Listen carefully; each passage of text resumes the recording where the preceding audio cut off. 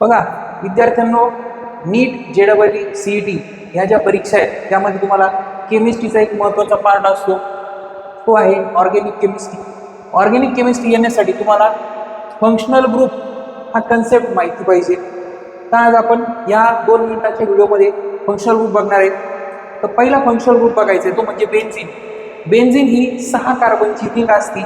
सगळ्यात महत्त्वाचं 1 2 3 4 5 6 अशा पद्धतीने तुम्ही तो 6 कार्बनची रिंग काढायची.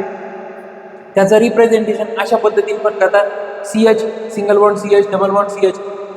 3 पद्धतीने आपण बेन्झीन रिंग काढू शकतो. त्यामध्ये अशी असणार एक रिंग की ज्याच्यामध्ये डबल बॉन्ड नंतर सिंगल बॉन्ड नंतर सिंगल बॉन्ड डबल बॉन्ड अशा पद्धतीने अल्टरनेट डबल सिंगल बॉन्ड असणार आहे. त्या बेन्झीनच्या काही पोझिशन आहेत, नाव आहेत. जशी पहिलं जे नाव असणार ते ऑर्थो असणार आहे, त्याचं सिम्बॉल आहे O. खाली ही जी पोझिशन असणार आहे ती मेटा, आणि जी बेसची पोझिशन त्याला म्हणतात पॅरा, P फॉर पॅरा अशा पद्धतीने. त्यानंतर बेन्झीनचे वेगवेगळे डेरिव्हेटिव्ह आपल्याला बघायचे. पहिला जो बेन्झीनचा डेरिव्हेटिव्ह आहे तो आहे फेनॉल. बेन्झीन रिंगला OH त्याला म्हणायचं फेनॉल. नंतर बेन्झीन रिंगला NH2 त्याला म्हणतात ॲनिलीन. त्यानंतर ॲनिसोल. बेन्झीन रिंगला OCH3, बेन्झीन रिंगला OCH3 ॲनिसोल. बेन्झीन रिंगला क्लोरीन त्याला म्हणायचं क्लोरोबेन्झीन. या क्लोरोबेन्झीनचे एक आपल्याला बऱ्याच रिॲक्शन आहेत. 12वीला गेल्यानंतर इथर चॅप्टरमध्ये ॲनिसोल बघायला भेटतोय. ॲनिलीन हा अमाइन चॅप्टरमध्ये, अल्कोहोल फेनॉल फेनॉलमध्ये चॅप्टर आहे आपल्याला हा. त्यानंतर नेक्स्ट जो आहे बेन्झोइक ॲसिड.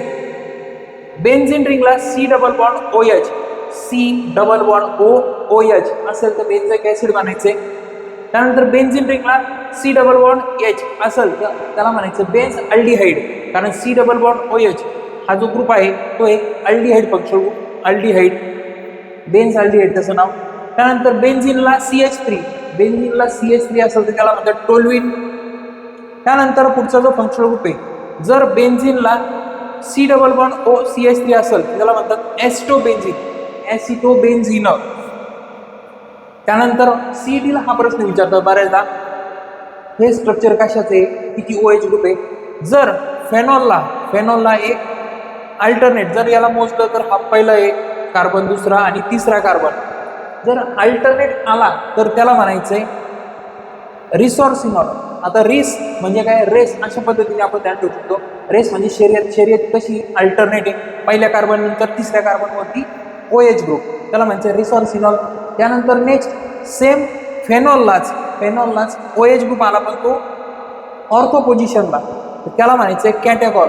कॅट म्हणजे काय तुम्ही ध्यानात ठेवू शकता, मांजरीला आपण असं जवळ पकडतो, जवळ जर OH ग्रुप आले तर त्याला म्हणायचे कॅटेकॉल. अशा पद्धतीने तुम्ही 2 फंक्शनल ग्रुप जास्त करून CETला आपल्या परीक्षेमध्ये विचारतात. केमिस्ट्रीमध्ये रिसॉर्सिनॉलचं स्ट्रक्चर आयडेंटिफाय करा किंवा कॅटेकॉलमध्ये कुठल्या पोझिशनला OH ग्रुप असेल तर दोन्हीमध्ये कॉमन काय आहे, फेनॉल आणि OH ग्रुपची पोझिशन.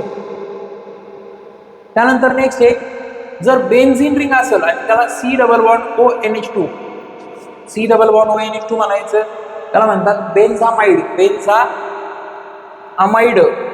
त्यानंतर अल्डिहाइड आहे RC डबल बॉन्ड OH. तुम्हाला प्रॅक्टिस करून बोलावंच लागणार आहे, RC डबल बॉन्ड H.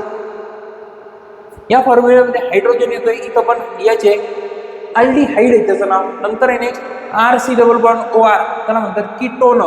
जर तुम्ही याला मधून कट केला तर त्याचे 2 इक्वल पार्ट भेटतात, T for 2 equal part. Ketone मधला जो T आहे तो 3 फॉर 2 इक्वल पार्ट असे म्हणू शकता. Ketone RC double bond OR. नंतर आहे ester RC double bond OR, RC double bond OR. नंतर आहे benzoic acid RC double bond O. जिथं डबल बॉन्ड आला असेल तिथं उच्चार करायचे RC डबल बॉन्ड OH, त्याचं नाव आहे बेन्झोइक ॲसिड.